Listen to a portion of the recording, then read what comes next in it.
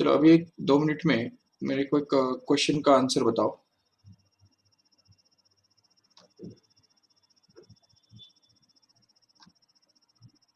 देखो अगर आपको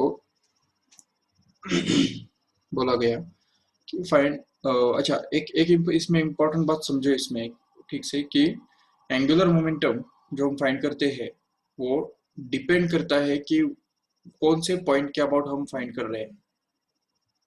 ठीक है, it matters which point angular momentum is to be found out, matters. तो ऐसा भी हो सकता है कि एक ही पार्टिकल का एंगुलर मोमेंटम, ठीक है, किसी एक पॉइंट के अबाउट अलग है और दूसरे पॉइंट के अबाउट अलग है। ऐसा हो सकता है, होता है।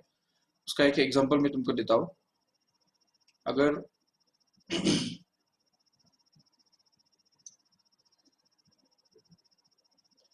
मान लो एक पेंडुलम है, कोनिकल पेंडुलम।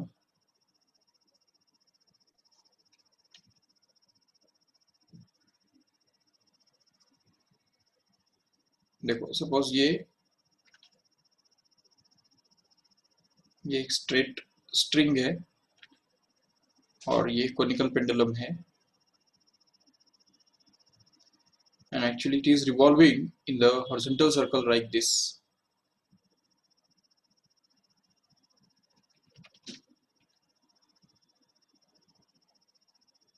ये देखो, ये कोनिकल पेंडुलम इस तरह से घूम रहा है। ठीक है, तो मुझे बताओ, सवाल ये है कि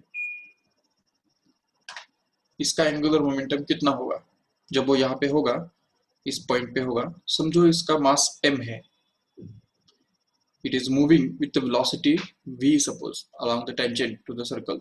ये डायरेक्शन में उसका वेलोसिटी होगा जरूर, v उसको हम डिनोट कर सकते हैं। और radius of circle here is going to be r suppose.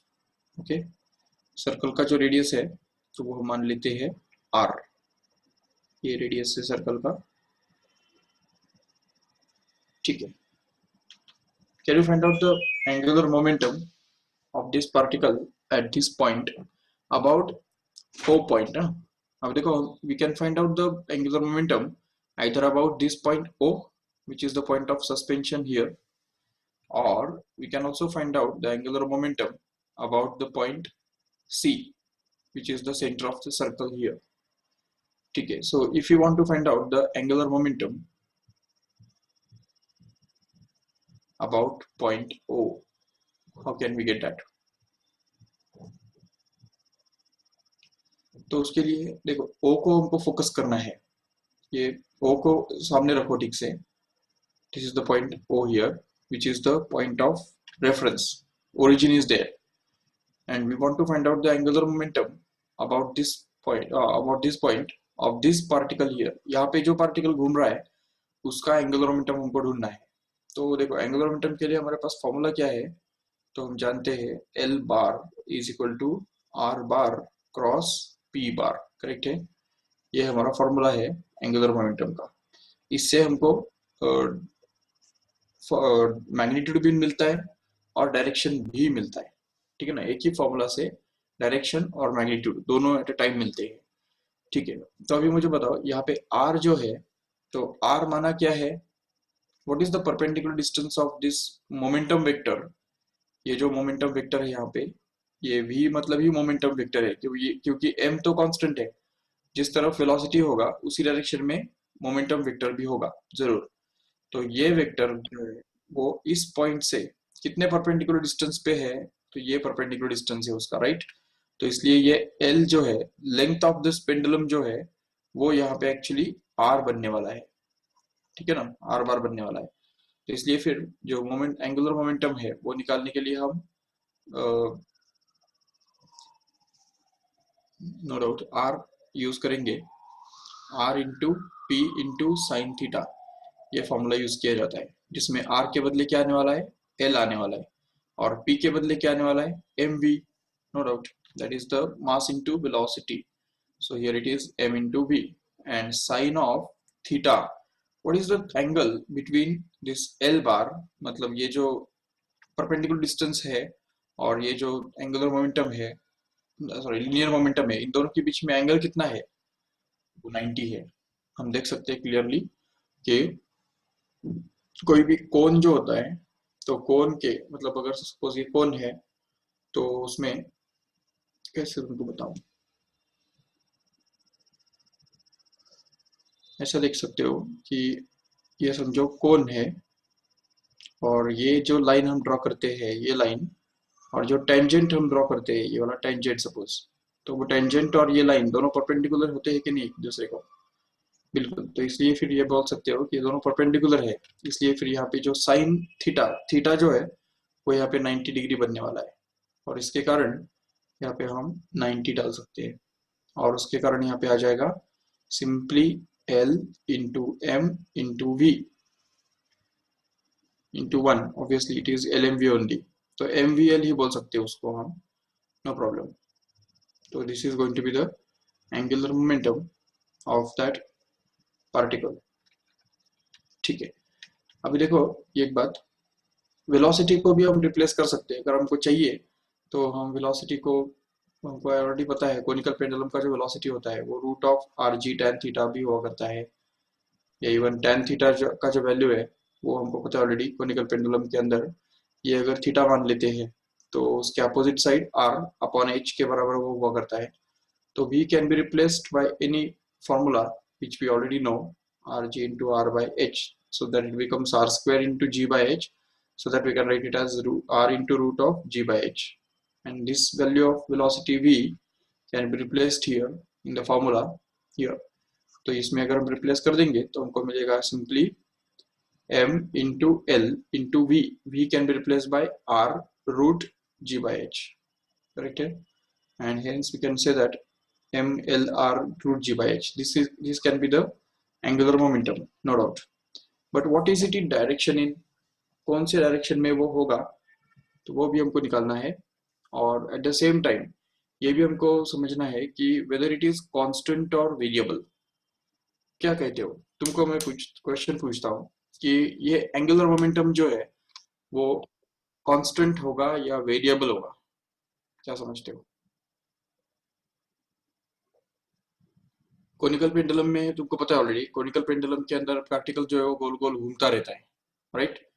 और जब पार्टिकल घूमेगा तो एंगुलर मोमेंटम जो है, तो उसका हमने एक्सप्रेशन तो अभी निकाल लिया है ऑलरेडी, ठीक है, उसका एक्सप्रेशन है ये M L R root G by H, ये उसका एक्सप्रेशन है। तो वो एक्सप्रेशन देख के मुझे बताओ कि whether it is a constant और not.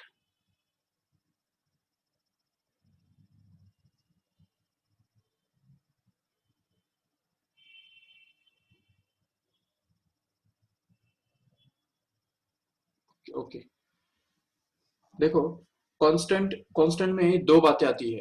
Angular momentum is a vector quantity, correct है, एंगुलर मोमेंटम जो है वो वेक्टर क्वांटिटी है। तो ऐसे हालत में ये हमको समझना है कि कोई भी क्वांटिटी हम जब बोलते हैं कि इट्स अ कांस्टेंट, तो हमको हमेशा ये कंफर्म करना है कि वो जो क्वांटिटी है वो डायरेक्शन और मैग्नीट्यूड दोनों में कांस्टेंट है, या सिर्फ मैग्नीट्यूड में कांस्टेंट है और डायरेक्शन में वेरिएबल है। तो एक बार फिर से सोच के मुझे बताओ, angular momentum, is it a constant quantity or variable quantity? Whenever the particle performs a conical pendulum, ठीक है सर, हॉरिजॉन्टल सर्कुलर मोशन अगर परफॉर्म करता है कोई भी पार्टिकल, और अगर इस तरह से सर्कल में अगर घूमता है, तो उस पार्टिकल का एंगुलर मोमेंटम मैं पूछ रहा हूँ कि whether it is a constant quantity और वेरिएबल क्वांटिटी। माइक ऑन करके बता सकते हो।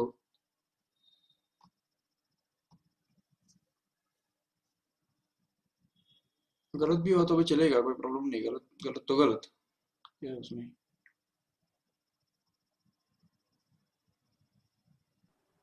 What do you think, is it a constant और वेरिएबल? अगर कांस्टेंट। अगर कांस्टेंट कहते हैं तो इसका मतलब डायरेक्शन और मैग्नीट्यूड दोनों चेक करो, डायरेक्शन और मैग्नीट्यूड दोनों को सामने रख के कांस्टेंट है। डायरेक्शन के बारे में तो हमने डिस्कस किया ही नहीं। What is the direction of angular momentum, tell me, how will you find it out? See here, this equation itself tells us that the direction of angular momentum is going to be perpendicular to r bar as well as p bar, correct है। इसका मतलब angular momentum का जो direction है वो r बार और p बार दोनों को परपेंडिकुलर रहने वाला है।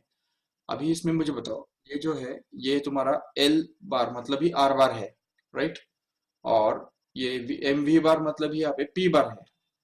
तो अभी इन दोनों को परपेंडिकुलर मतलब कौन सा डायरेक्शन में आएगा एंगुलर मोमेंटम बताओ।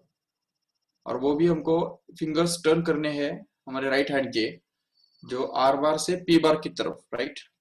तो आर बार से पी बार की तरफ जब हम फिंगर टर्न करेंगे तो आर बार मतलब क्या है, ये एल बार है, राइट, उसका डायरेक्शन इस तरफ है। ओके, तो वो हम एक ऐसे वेक्टर के द्वारा दिखा सकते हैं जो कि डाउनवर्ड डायरेक्टेड होगा, एग्जैक्ट डाउनवर्ड नहीं, but just suppose somewhat inclined to this.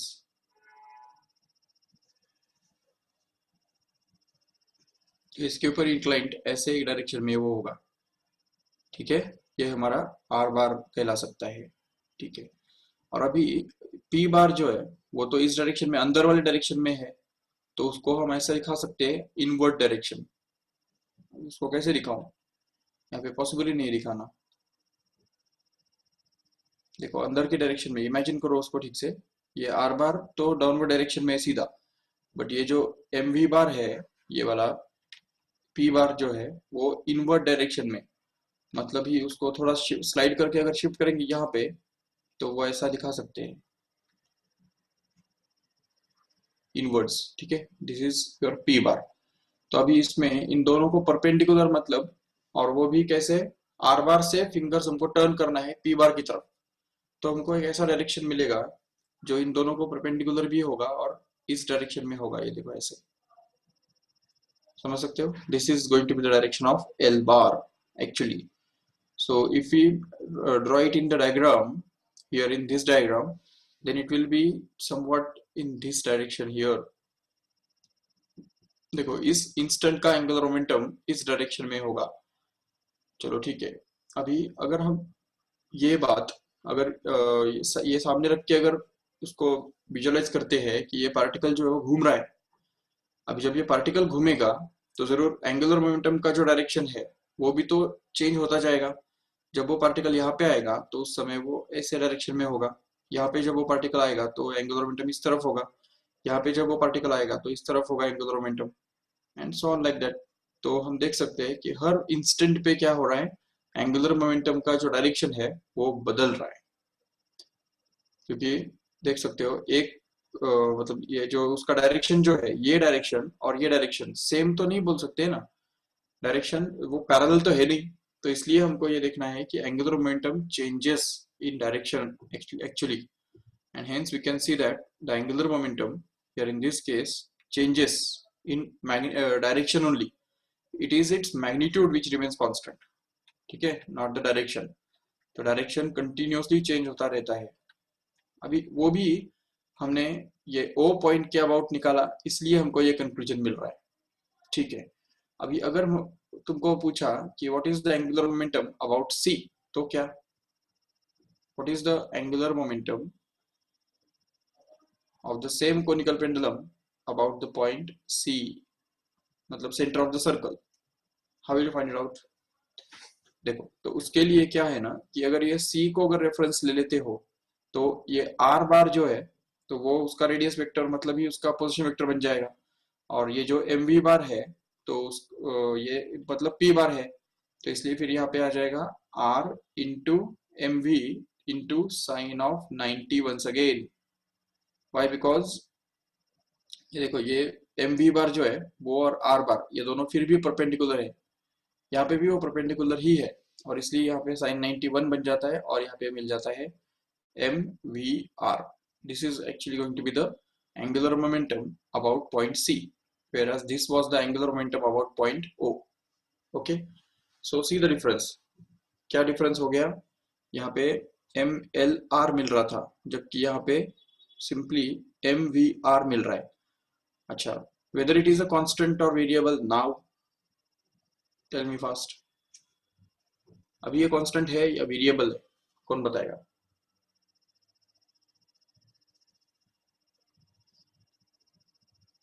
whether angular momentum about point C is a constant or variable. Check direction also. Only magnitude. अगर डायरेक्शन मैग्नीट्यूड के तरफ अगर देखेंगे तो मास कांस्टेंट है, velocity constant है, R भी कांस्टेंट है, नो डाउट. तो इसलिए मैग्नीट्यूड तो कांस्टेंट है, no doubt. But what about the direction, where it is directed in. Angular momentum कौन सी डायरेक्शन में है, तो उसके लिए हमको आर बार से, मतलब ये जो आर बार है इससे पी बार की तरफ फिंगर्स टर्न करने पड़ेंगे, और टर्न करेंगे तो हमको एक ऐसा डायरेक्शन मिलेगा जो कि अपवर्ड रहेगा. ये देखो अपवर्ड्स, समझा के ठीक से. This is actually direction of L bar, and at this point also it will be upwards only, at this point also it will be upwards, and at every point the angular momentum is going to be upwards. And since all these vectors are just parallel to each other, we can conclude here that the angular momentum is going to be constant in magnitude as well as in direction for the point which is performing conical pendulum. ठीक है ना. तो conical pendulum का जो conical pendulum का जो angular momentum होता है वो उसके सेंटर, सर्कल के सेंटर के अबाउट अगर हमने निकाला तो वो कांस्टेंट होता है मैग्नीट्यूड में भी और डायरेक्शन में भी, बिल्कुल. लेकिन जब हम उसी कोनिकल पेंडुलम का एंगुलर मोमेंटम फाइंड आउट करते हैं about the point of suspension of the string, then it will remain constant in magnitude only but not in direction. Direction के हिसाब से वो वेरी करेगा, बिल्कुल. तो ये चीज याद रख लो ठीक से.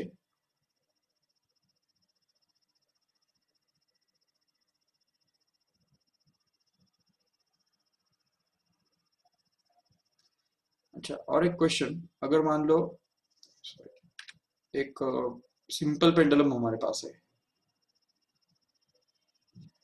ये वर्टिकल स्ट्रेट लाइन है और यहाँ तक ये पेंडुलम जा सकता है मैक्सिमम, और इधर तक वो जा सकता है दूसरे साइड में.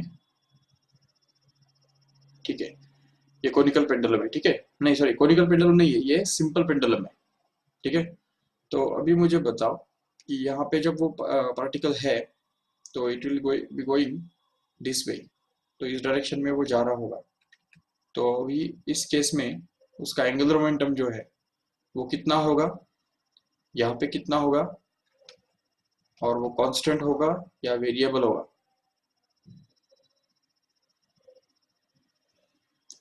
देखो, सबसे पहली बात कि length is L, and one more thing, what point about we want to find it out. तो कौन से पॉइंट के अबाउट हम ये एंगुलर मोमेंटम निकालना चाहते हैं. तो let us suppose that O is the point. ठीक है ना, point of suspension of the string is the point where we want to find out the angular momentum about. ठीक है, तो अभी इसमें ये L है, और अभी यहाँ पे वेलोसिटी कौन सी डायरेक्शन में है इस पार्टिकल का, इस डायरेक्शन में है, टुवर्ड्स द मीन पोजीशन, और इसीलिए उसका जो एंगुलर मोमेंटम है तो वो कितना होगा हम बोल सकते हैं.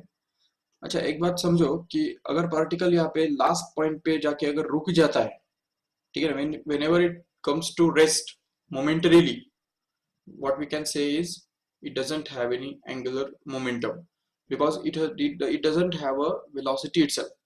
अगर वो रुक गया तो रुकने का मतलब क्या है, वेलोसिटी जीरो हो गया, और वेलोसिटी जीरो होने का मतलब सीधा मतलब है मोमेंटम भी जीरो हो गया, और अगर मोमेंटम ही जीरो हो गया तो एंगुलर मोमेंटम का क्या होगा, वो तो जीरो ही होगा, बिल्कुल.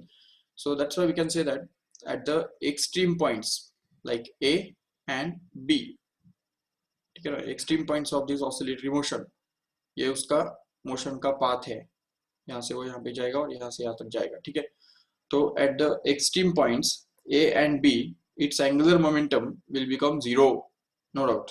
सो यहाँ पे उसका एंगुलर मोमेंटम जीरो है, और इवन यहाँ पे भी उसका एंगुलर मोमेंटम जीरो है, no doubt. And its angular momentum will be maximum at this point here. ठीक है, यहाँ पे सेंटर में जो है एंगुलर मोमेंटम मैक्सिमम होगा, भले पॉजिटिव हो या नेगेटिव हो, बट मैक्सिमम होगा. मैग्नीट्यूड में वो सबसे ज्यादा होगा, no doubt. But how much it will be, how much will be the angular momentum at this point, lowest point of the motion. तो वो निकालने के लिए फिर से एक बार ये जो डिस्टेंस है, ये डिस्टेंस को हमको आर बार बोलना पड़ेगा. मतलब r बोलना पड़ेगा, जो कि यहाँ पे l है। तो इसलिए, और हमारा डेफिनेशन क्या है एंगुलर मोमेंटम का, देखो l bar is equal to r bar cross p bar, which can also be written as r p sin theta, where r is nothing but length l and p can be written as mv, right? So m is the mass of the pendulum and v is going to be the velocity, where at the midpoint the velocity will be maximum, and that's why we can denote it by v max, and that is multiplied by sin theta. And as we know that at the middle point l, ये जो l है और ये जो velocity है tangential होता है velocity, तो इन दोनों के बीच में हमेशा परपेंडिकुलर मतलब 90 डिग्री का एंगल होता ही है, और इसलिए यहाँ पे जो है sin 90 मतलब 1 बन जाएगा, जिसके कारण यहाँ पे हमको मिलेगा m into l into v max. But as we know from the theory of oscillations that the velocity, maximum velocity in oscillations is given by the formula a omega, right? And hence we can write it as a into omega. Omega मतलब क्या, 2 pi by t, तो 2 pi by t, और t मतलब ही क्या, ये भी हमको पता है already,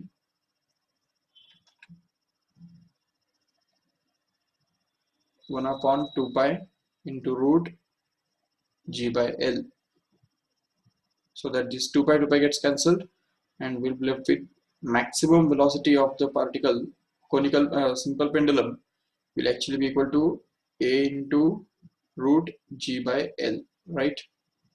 And then if we replace it here, then we can get this as m into l into v max, which is a root g by l. And this is, if you simplify this further, then root l will get cancelled once, and what we'll be left with is m a into root of gl. Okay, so this will be the angular momentum of the simple pendulum at the mean position of its journey, where a is going to be the amplitude, m is going to be the mass, and l is going to be the length of the string. Okay, what about the direction? Okay, मुझे बताओ ये angular momentum जो है वो यहाँ पे variable होगा या कांस्टेंट होगा, क्या समझते हो अभी?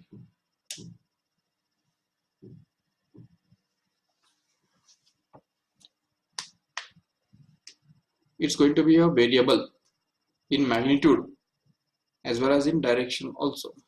नहीं, डायरेक्शन में नहीं, direction it will be constant. See how, because अगर हमने राइट हैंड रूल यूज किया तो ये डायरेक्शन जो है वो आर बार कहलाता है, ये वाला direction, this is are bar, and P बार तो इस तरफ है, ये डायरेक्शन में है, तो इसलिए अगर फिंगर्स टर्न करेंगे राइट हैंड के, तो अगर हम सपोज ऐसा अगर फ्रंट टर्न करेंगे तो angular momentum this time will be inwards, directed inwards like this. ठीक है, so far as the particle is moving from right to left, the angular momentum will be directed inwards. Once the particle starts moving towards right, left to right, the angular momentum will be outwards, and hence we can see the angular momentum will change its direction only when it crosses the extreme point. तो जैसे ही वो extreme point पे आता है और left से right तरफ या राइट से लेफ्ट तरफ जाने लगता है, तो तुरंत उसका एंगुलर मोमेंटम का डायरेक्शन चेंज होगा. ठीक है, but so far as the particle is moving from in only one direction, its direction of its angular momentum will remain constant, but its magnitude will go on increasing as it moves from extreme point to mean position. It becomes maximum at mean position and again goes on decreasing further up to the extreme position, and this happens with the angular momentum of the simple pendulum, remember.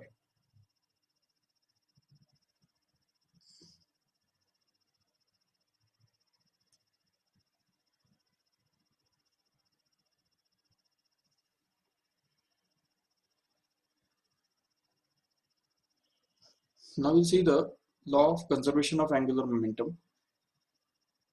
What does it tells us? Angular momentum of any body always remains constant so far as no torque acts on it, external torque acts on it. ठीक है ना, तो जब तक torque act नहीं होने वाला जो है वो जीरो है, जब तक कोई टॉर्क एक्ट नहीं होता है बॉडीज के ऊपर, तो तब तक उसका जो एंगुलर मोमेंटम है वो कांस्टेंट रहता है. That is the law of conservation of angular momentum. So we can say that I omega remains constant or mvr remains constant. So using this fact we can find out the देखो अभी ये use करके ऐसा तुमको question पूछा जा सकता है कि अगर एक स्ट्रिंग है और एक रॉड है, इस रॉड के ऊपर वो स्ट्रिंग बंधा हुआ है और उसको एक स्टोन बंधा हुआ है, और ये स्टोन जो है वो उसको हमने एक हॉरिजॉन्टल वेलोसिटी दे दिया जिसकी वजह से वो स्टार्टिंग में इस तरह से घूमता जाता है और धीरे धीरे एक स्पाइरल पाथ फॉलो करता जाता है, क्योंकि स्ट्रिंग जो है उसके ऊपर वाइंड होता जाएगा ना, और उसकी वजह से उसका जो रेडियस है वो कम होता जाएगा. जैसे जैसे वो नजदीक नजदीक जाएगा तो radius will go on decreasing, no doubt.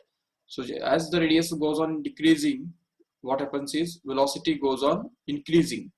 The speed of the particle will go on increasing continuously. तो ये जो speed है particle का वो बढ़ता जाएगा. So we can use that if suppose the initial velocity and initial radius is given. Suppose initial radius is given here at r1, and suppose that particle was projected with a velocity v1 initially. Then, and suppose that at some particular point its radius becomes r2, then we want to find out the velocity of the particle at that time. Then we can equate the angular momentum, initial angular momentum and final angular momentum. देखो ठीक से यहाँ पे initial angular momentum must be exactly equal to the final angular momentum, and using these things we can get a simple formula, that is m1, sorry m तो constant रहने वाला है, तो m into v1 r1 which is the initial angular momentum, which is going to be equal to the final angular momentum, which is m into v2 into r2. So that m gets cancelled from both sides, and what we are left with is simply r1 into v1 is equal to r2 into v2. So this is going to be the very important formula for finding the any one of these parameters out of these four if three are given, or we can find out the ratio of the two if the ratio of other two is given. ठीक है, तो we can also express it as v1 upon v2 is actually becomes equal to r2 upon r1. तो ये कहना एक ही बराबर है. ठीक है, और एक बात इसका ये एक एप्लीकेशन है, देखो we can use it in the planetary motion, you know, because in the planetary motion suppose एक planet है और वो सन के आसपास घूमता है इलिप्टिकल ऑर्बिट के अंदर. Suppose this is the elliptical orbit and this is the sun which is situated at this focus, and suppose the planet revolves around it in this way. तो अगर यहाँ पे क्या होता है कि the planet as it moves close to the sun, the speed of the planet goes on increasing. तो उसका स्पीड जो है वो टेंजेंशियल डायरेक्शन में होता है, मोमेंटम तो इस डायरेक्शन में टेंजेंशियल डायरेक्शन में होगा बिल्कुल, but the speed of the particle will go on increasing unless and until it reaches at this point here. तो यहाँ पे जब वो आता है तो मैक्सिमम स्पीड के साथ वो ट्रेवल कर रहा होता है. इसको पेरिजी बोलते हैं. पेरिजी मतलब क्या, सबसे नजदीक वाला पॉइंट. सन से जब वो नजदीक होता है, सबसे नजदीक होता है, उसको बोलते हैं पेरिजी. तो उस समय का उसका जो वेलोसिटी है उसको हम बोल सकते हैं v1, और जैसे वो आगे बढ़ता है तो उसका जो वेलोसिटी है वो धीरे धीरे कम होता जाता है. यहाँ पे तो उसका वेलोसिटी बहुत ज्यादा है, फिर धीरे धीरे कम कम कम कम होता जाता है, and it becomes list at this point here. इसको बोलते हैं अपोजी. ठीक है, तो अपोजी पे उसका जो वेलोसिटी है वो v2 बनता है suppose, and it is the minimum one. So and suppose that the distance of this perigee here from the sun is going to be r1 suppose, and the distance of apogee from the sun is going to be r2 suppose. Okay, तो हम बोल सकते हैं यहाँ पे r2 और r1 are the distances and v1 and v2 are the velocities. So here at this point the angular momentum of the particle will be exactly same as the angular momentum of the particle at this point. तो देखो यहाँ पे जो angular momentum होता है particle का उतना ही angular momentum उसको यहाँ पे भी होता है. तो अगर इन दो पॉइंट्स के ऊपर का एंगुलर मोमेंटम अगर हम इक्वेट करेंगे तो मास तो चलो कांस्टेंट ही है, बट एंगुलर मोमेंटम होता है mvr. अगर ऑलरेडी vr को परपेंडिकुलर है तो देखो यहाँ पे v1 एंड r1 दोनों परपेंडिकुलर है, इधर भी r2 और v2 परपेंडिकुलर है एक दूसरे को, इसलिए यहाँ पे हम साइन 91 यूज कर सकते हैं, यहाँ पे बाकी किधर भी नहीं कर सकते वैसा। तो इसलिए फिर ये दो पॉइंट्स जो है, जिसमें से ये पेरीजी है और ये एपोजी है, तो एपोजी और पेरीजी पे अगर हम एंगुलर मोमेंटम का कंजर्वेशन यूज करेंगे तो हमको मिलेगा m into v1 into r1 which is going to be equal to m into v2 into r2, जिससे m कैंसिल हो जाएगा और हमको मिलेगा v1 r1 is equal to v2 r2. That means v1 upon v2 is going to be equal to r2 upon r1, which is once again the same condition which we have got here.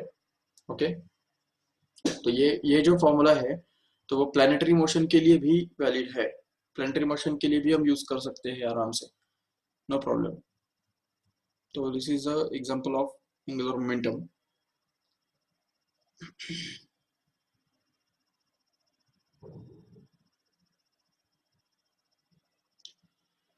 देखो कभी कभी तुमको ऐसा question पूछा सकता है कि अगर सपोज अर्थ घूम रहा है, उसका जो एंगुलर मोमेंटम है वो कांस्टेंट रहेगा क्योंकि उसके ऊपर कोई बाहर से कोई फोर्स एक्ट नहीं हो रहा है.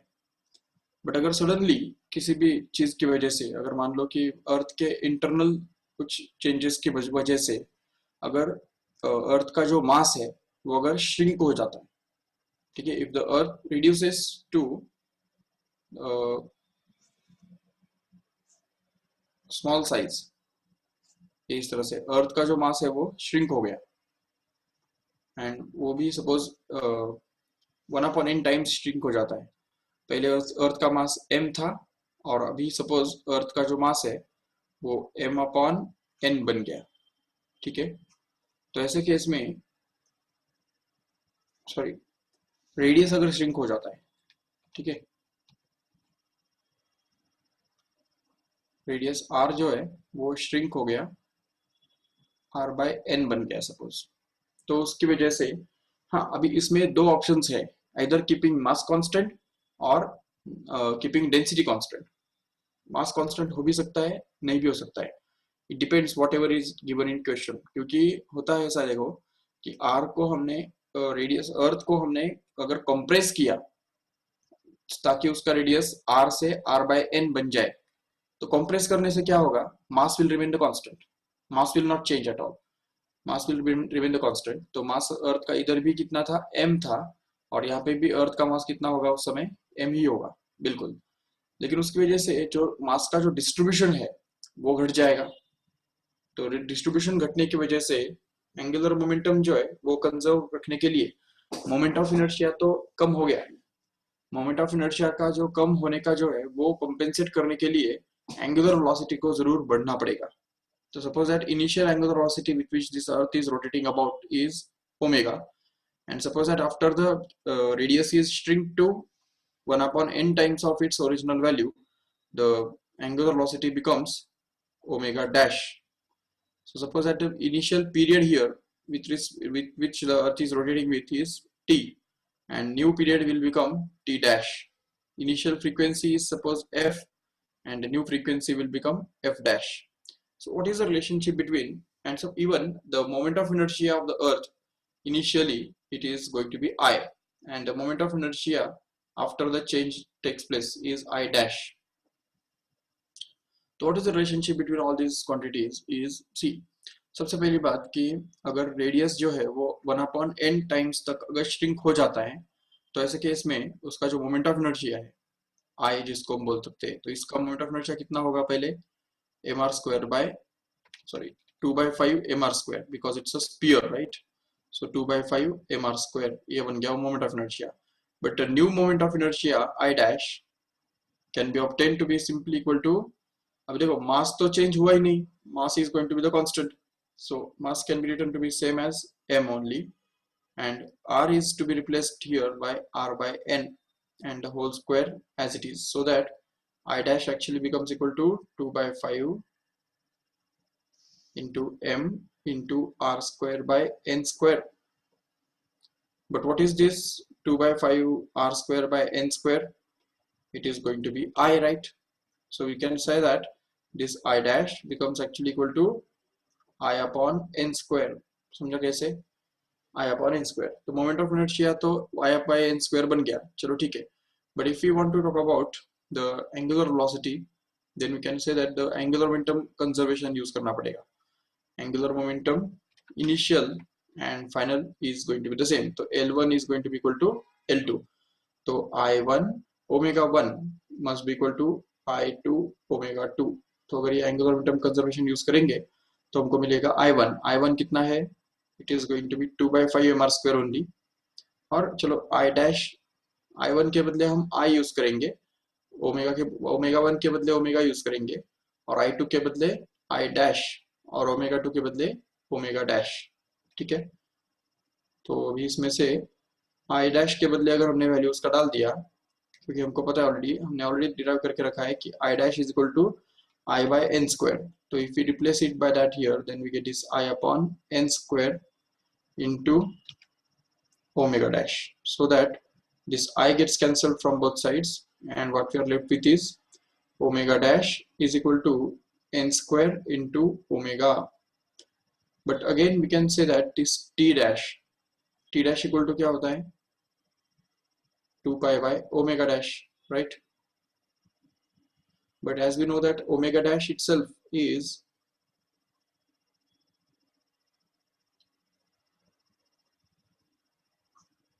n स्क्वायर इंटू ओमेगा, तो यहाँ पे उसको रिप्लेस कर देंगे, तो इससे हमको ये 2 पाई बाय ओमेगा लेकिन क्या होता है, t होता है, इसलिए हम उसको लिख सकते हैं t dash is equal to 1 upon n square into t।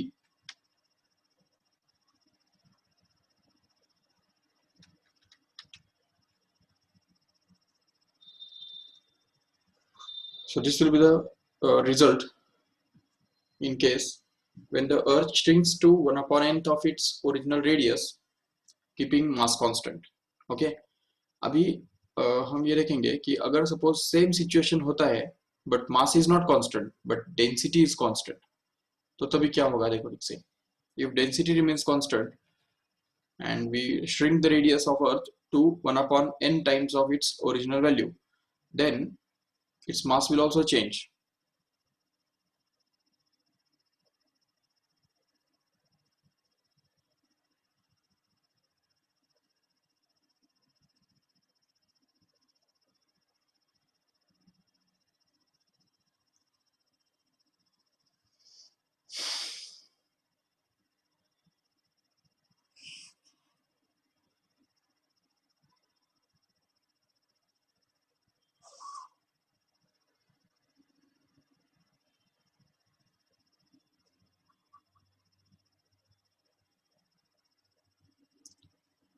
Okay देखो अभी यहाँ पे अगर सेम सिचुएशन हमारे पास है, मान लो कि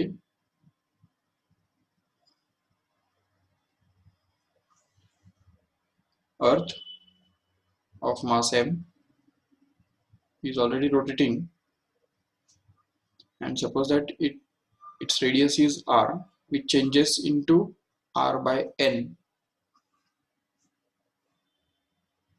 by keeping density constant, then we know that the mass is equal to क्या होता है, वॉल्यूम इंटू डेंसिटी होता है, तो rho into 4/3 pi R cube, ऐसा हम इसको लिख सकते हैं।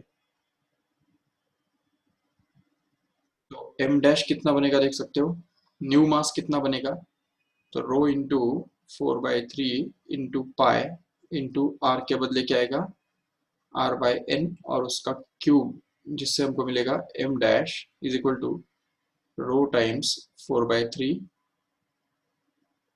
Into pi into R cube by n cube. And as we know that 4/3 pi R cube into rho, ये जो पूरा है ये तो m है, तो देखो यहाँ पे, तो इसलिए हम बोल सकते हैं यहाँ पे नेक्स्ट स्टेप में कि m dash will actually be equal to m upon n cube. वो वैसे भी हम डायरेक्ट कंक्लूड कर सकते थे, क्योंकि हमको पता है कि mass is proportional to radius cube, right, and since radius is becoming 1 upon n times, the mass will become 1 upon n cube times, no doubt.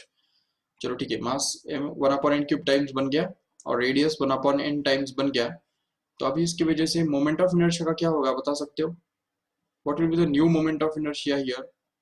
It will be 2 by 5 m dash into r dash square, whereas original moment of inertia कितना था? तो original अर्थ का जो moment of inertia है वो 2 by 5 into M into R square के बराबर था। अभी इसको अगर हम सॉल्व करेंगे आगे तो I dash can be written to equal to 2 by 5 into M dash. अभी एम डैश के बदले क्या आने वाला है, ये देखो इधर एम अपॉन एन क्यूब आने वाला है। So replace it here M upon N cube.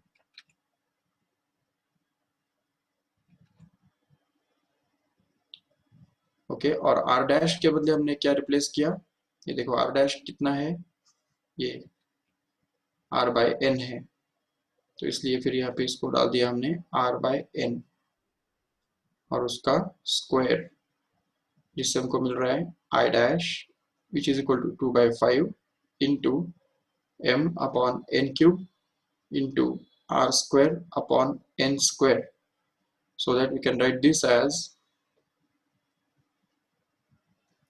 2 by 5 into mr square into 1 upon, ये देखो n cube into N square कितना हो गया, n raised to 5 हो गया, n raised to 5, so that we can conclude here that the final moment of inertia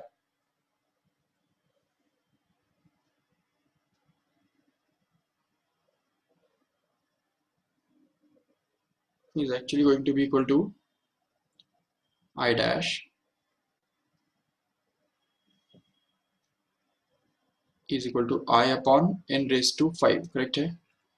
तो moment of inertia जो है वो n raised to 5 टाइम्स कम हो गया, but we know that angular momentum is conserved, तो L1 is equal to L2 होता है, तो I into omega must be equal to I dash into omega dash, so that I into omega becomes actually equal to I by n raised to 5 into omega dash, so that I gets cancelled from both sides and omega dash actually becomes n raised to 5 times of omega.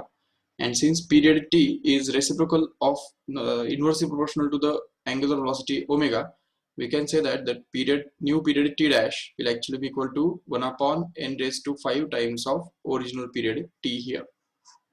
मतलब अगर radius of earth is half, अगर हमने radius of earth जो है वो आधा कर दिया, मतलब r/2 कर दिया, तो ये 2 हम यहाँ पे यूज करेंगे तो हमको मिलेगा 1 upon 2 raised to 5, मतलब 1 upon 32 times of the original period will become the period of revolution of the earth. मतलब अगर रेडियस को हमने आधे साइज तक कंप्रेस कर दिया तो उसका जो पीरियड है, मतलब रोटेशन का जो पीरियड है वो एक्चुअली 1 upon 32 टाइम्स कम हो जाएगा। कब? अगर उसका मास कांस्टेंट नहीं रखा, डेंसिटी कांस्टेंट रख के उसको अगर हमने कंप्रेस किया तो, लेकिन अगर उसका हमने मास कांस्टेंट रखा और फिर उसको अगर कंप्रेस किया रेडियस ऑफ r/2 तक, मतलब आधा रेडियस जब तक बनता है तब तक अगर उसको हमने कंप्रेस किया तो उसका जो पीरियड है वो सिर्फ 1 upon 2 स्क्वायर, मतलब 1 upon 4 टाइम्स ही सिर्फ बनेगा। मतलब 24 घंटा है, जब वो उसको कंप्रेस कर देंगे तो 24 का 1/4 मतलब 6 घंटा हो जाएगा। बिल्कुल। तो these are some examples of law of conservation of angular momentum. Okay, so इसके ऊपर कुछ MCQs जो है वो सॉल्व करो फटाफट घर पे, so that we can do the MCQs based on this next time in the next lecture on Monday. Okay, so thank you all of you. We'll stop here.